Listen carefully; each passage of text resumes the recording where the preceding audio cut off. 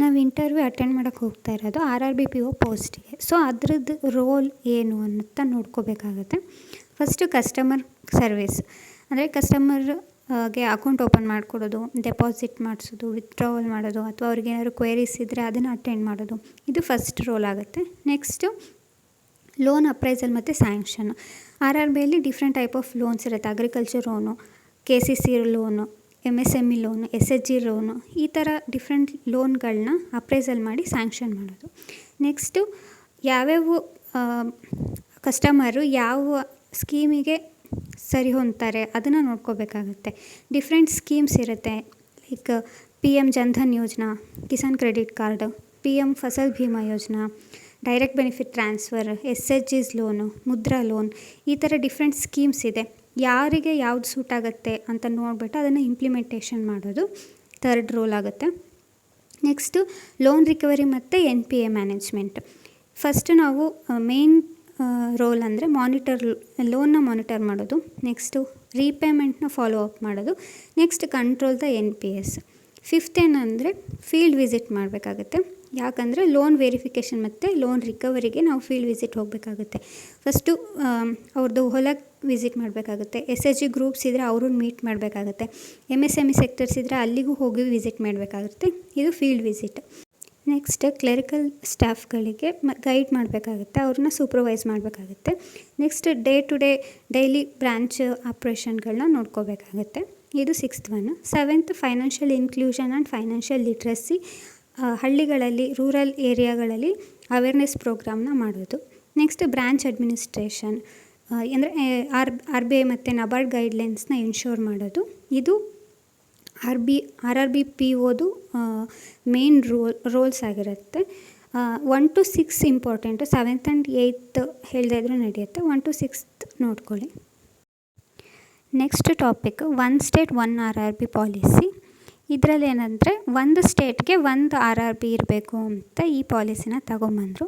ಯಾಕೆ ಅಂದರೆ to improve the efficiency and uniform of the banking service. ಅದನ್ನು improve ಮಾಡೋದಕ್ಕೆ ಈ ಪಾಲಿಸಿನ ತೊಗೊಂಬಂದರು.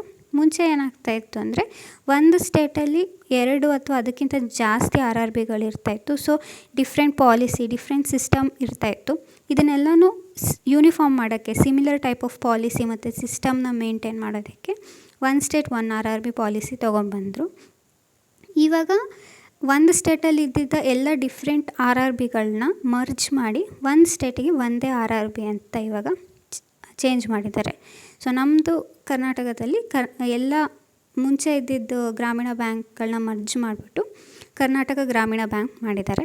ಮೇನ್ ಆಬ್ಜೆಕ್ಟಿವ್ ಯಾಕೆ ಈ ಪಾಲಿಸಿ ತೊಗೊಂಬಂದರು ಅಂದರೆ ಸ್ಟ್ರಾಂಗ್ ಕ್ಯಾಪಿಟಲ್ ಬೇಸ್ ಇರುತ್ತೆ.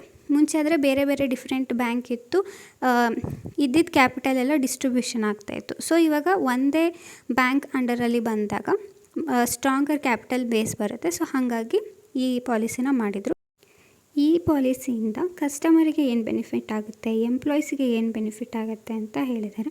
ಮುಂಚೆ ಏನಾಗ್ತಾಯಿತ್ತು ಅಂದರೆ ಕಸ್ಟಮರಿಗೆ ಈಕ್ವಲ್ ಆಗಿ ಅಪರ್ಚುನಿಟಿ ಸಿಗ್ತಾ ಇರಲಿಲ್ಲ. ಲೋನ್ ಆಗಿರ್ಬೋದು, ಸರ್ವಿಸ್ ಆಗಿರ್ಬೋದು, ಎಲ್ಲ ಬೇರೆ ಬೇರೆ ಬ್ಯಾಂಕಲ್ಲಿ ಬೇರೆ ಬೇರೆ ಥರ ಸಿಗ್ತಾಯಿತ್ತು. ಸೊ ಇವಾಗ ಒಂದು ಸ್ಟೇಟಿಗೆ ಒಂದೇ RRB ಆಗಿರೋದ್ರಿಂದ ಅಲ್ಲಿರೋ ಸ್ಟೇಟ್ನ ಜನರಿಗೆ ಒಂದೇ ಥರದಾದ್ರೆ ಲೋನ್ ಸಿಗುತ್ತೆ, ಡಿಜಿಟಲ್ ಬ್ಯಾಂಕಿಂಗ್ ಸರ್ವಿಸ್ ಸಿಗುತ್ತೆ, ಮತ್ತು ಈಸಿಯರ್ ಆ್ಯಕ್ಸೆಸ್ ಸಿಗುತ್ತೆ. ಸೊ ಇದು ಈ ಪಾಲಿಸಿಯಿಂದ ಕಸ್ಟಮರಿಗೆ ಹೆಲ್ಪ್ ಆಗುತ್ತೆ. ಎಂಪ್ಲಾಯೀಸ್ಗೆ ಯಾವ ಥರ ಹೆಲ್ಪ್ ಆಗುತ್ತೆ ಅಂದರೆ ಮುಂಚೆ ಡಿಫ್ರೆಂಟ್ RRBs ಇತ್ತು, ಅವರಿಗೆ ಬೇರೆ ಬೇರೆ ಕರಿಯರ್ ಗ್ರೋತ್ ಇರ್ತಿತ್ತು, ಅವ್ರಿಗೆ ಬೇರೆ ಟ್ರೈನಿಂಗ್ ಇರ್ತಾಯಿತ್ತು, ಬೇರೆ ಬೇರೆ ಇನ್ಫ್ರಾಸ್ಟ್ರಕ್ಚರ್ ಇರ್ತಾಯಿತ್ತು. ಇವಾಗ ಏನಾಗಿದೆ ಅಂದರೆ ಎಲ್ಲ ಬ್ಯಾಂಕಲ್ಲಿರೋ ಎಂಪ್ಲಾಯೀಸಿಗೆ ಸಿಮಿಲರ್ ಟೈಪ್ ಆಫ್ ಅಪರ್ಚುನಿಟಿ ಸಿಗ್ತಾಯಿದೆ ಅವ್ರ ಕರಿಯರ್ ಗ್ರೋತಿಗೆ, ಮತ್ತು ಅವರಿಗೆ ಒಂದೇ ರೀತಿಯಾದ ಟ್ರೈನಿಂಗ್ ಮತ್ತು ಇನ್ಫ್ರಾಸ್ಟ್ರಕ್ಚರ್ ಪ್ರೊವೈಡ್ ಮಾಡ್ತಾರೆ. ಸೊ ಇದು ಎಂಪ್ಲಾಯೀಸಿಗೂ ಕೂಡ ಬೆನಿಫಿಟ್ ಆಗ್ತಾಯಿದೆ. ನೆಕ್ಸ್ಟ್ ಸ್ಪಾನ್ಸರ್ ಬ್ಯಾಂಕ್ ಏನು ರೋಲ್ ಪ್ಲೇ ಮಾಡುತ್ತೆ RRBC ಅಂದರೆ ಟೆಕ್ನಿಕಲ್ ಗೈಡೆನ್ಸ್ ಆಗಿರ್ಬೋದು, ಮ್ಯಾನೇಜರ್ ಸಪೋರ್ಟ್ ಆಗಿರ್ಬೋದು, ಸಮ್ಟೈಮ್ ಫೈನಾನ್ಷಿಯಲ್ ಸಪೋರ್ಟ್ ಕೂಡ RRBಗೆ ಸಿಗುತ್ತೆ. ನಮ್ಮದು ಕರ್ನಾಟಕ ಗ್ರಾಮೀಣ ಬ್ಯಾಂಕ್ದು ಸ್ಪಾನ್ಸರ್ ಬ್ಯಾಂಕ್ ಯಾವುದಪ್ಪ ಅಂದರೆ ಕೆನರಾ ಬ್ಯಾಂಕು. ನೆಕ್ಸ್ಟ್ NABARD ಏನು ರೋಲ್ ಪ್ಲೇ ಮಾಡುತ್ತೆ RRBಗೆ ಅಂದರೆ ಸೂಪರ್ವೈಸ್ ಮಾಡುತ್ತೆ ಮತ್ತು ರೀಫೈನಾನ್ಸಿಂಗ್ ಫಂಡ್ಸ್ ಕೊಡೋದು. ಇದನ್ನು RRBಗೆ NABARD ಕಡೆಯಿಂದ ಹೆಲ್ಪ್ ಸಿಗುತ್ತೆ.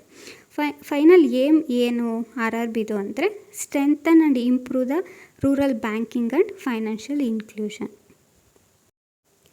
ಇವಾಗ ಒನ್ ಸ್ಟೇಟ್ ಒನ್ RRB ಮಾಡಿ ಪಾಲಿಸಿ ಇಂಪ್ಲಿಮೆಂಟ್ ಮಾಡಿದ ಮೇಲೆ ಎಲ್ಲ RRBಗೂ ಸೇರಿ ಒಂದು ಹೊಸ ಲೋಗೋನ ಅನೌನ್ಸ್ ಮಾಡಿದ್ದಾರೆ.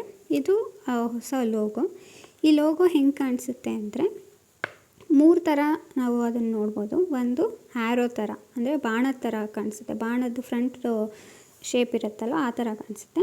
ಇಲ್ಲಾಂದರೆ ಹ್ಯಾಂಡ್ಸ್, ಅಂದರೆ ಬೊಗಸೆ, ಒಂದು ಕೈಯಲ್ಲಿ ಬೊಗಸೆ ಇಟ್ಕೊಂಡಾಗ ಕಾಣಿಸುತ್ತಲ್ಲ ಆ ಥರ ಕಾಣಿಸುತ್ತೆ. ಇನ್ನೊಂದು ಬೆಂಕಿ, ಫ್ಲೇಮ್ ಥರನೂ ಕಾಣಿಸುತ್ತೆ. ಸೊ ಇವಾಗ 3 ಟೈಪ್ಸ್ ನಾವು ಇದನ್ನು ಇಮ್ಯಾಜಿನ್ ಮಾಡ್ಕೋಬೋದು. ಅದು 3ಕ್ಕೂ 3 ಡಿಫ್ರೆಂಟ್ ಮೀನಿಂಗ್ ಇದೆ. ನಾವು ಆ್ಯರೋ ಥರ ಇಮ್ಯಾಜಿನ್ ಮಾಡಿಕೊಂಡ್ರೆ ಗ್ರೋತ್ ಮತ್ತು ಪ್ರೋಗ್ರೆಸ್ನ ತೋರಿಸುತ್ತೆ. ಹ್ಯಾಂಡ್ಸ್ ಏನು ರೆಪ್ರೆಸೆಂಟ್ ಮಾಡುತ್ತೆ ಅಂದರೆ ಸಪೋರ್ಟ್, ಕೇರ್, ರೂರಲ್ ಕಮ್ಯುನಿಟಿಗೆ ನಾವು ಸಪೋರ್ಟ್ ಮಾಡ್ತೀವಿ, ಕೇರ್ ಮಾಡ್ತೀವಿ ಅಂತ ಆಶ್ವಾಸನೆ ಕೊಡೋ ಥರ ಅನಿಸುತ್ತೆ. ನೆಕ್ಸ್ಟು ಫ್ಲೇಮ್ ಅಂತ ತಗೊಂಡ್ರೆ ಅದೇನು ಸಿಂಬಲೈಸ್ ಮಾಡುತ್ತೆ ಅಂದರೆ ನಾಲೆಡ್ಜ್ ಮತ್ತು ಎಂಪವರ್ಮೆಂಟ್ನ ಅದು ನಮಗೆ ಸಿಂಬಲೈಸ್ ಮಾಡುತ್ತೆ. ಇಲ್ಲಿ 2 ಥರ ಕಲರ್ಸ್ನ ಯೂಸ್ ಮಾಡಿದ್ದಾರೆ. ಒಂದು ಬ್ಲೂ, ಒಂದು ಗ್ರೀನು.